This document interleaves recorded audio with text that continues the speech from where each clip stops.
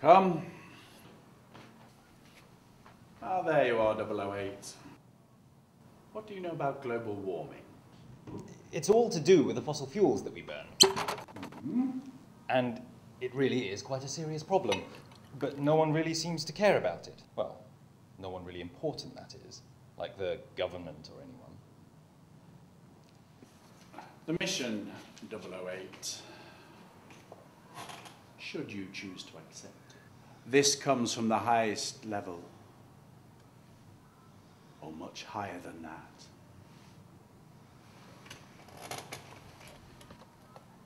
They want you to infiltrate the Cap and Share campaign.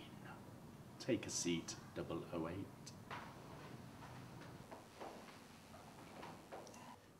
So, what is this cap and share campaign all about?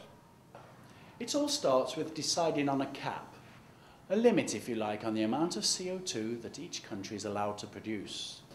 Instead of trusting the market, these cap and share people want to cap the fossil fuels that come into the economy. That way, they'll automatically cap the emissions from burning those fossil fuels, they say. So they want to target the guardians of fossil fuel production, the companies that import the oil and coal, the companies that mine the stuff. These cap and share campaigners want them to buy permits, and there'll only be enough permits to correspond to the country's cap on emissions. But here's the diabolical part, the part they call the share. They say the government should just give all the permits away.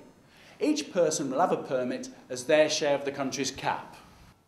And then the fossil fuel companies have to buy these permits? Off the people. Right, 008. Let me get this straight. The companies that bring the fossil fuels into the economy have to buy the permits to do so. Yes, it sort of pushes the solution upstream, if you like. And they have to buy the permits off the people. But can't you see what this means?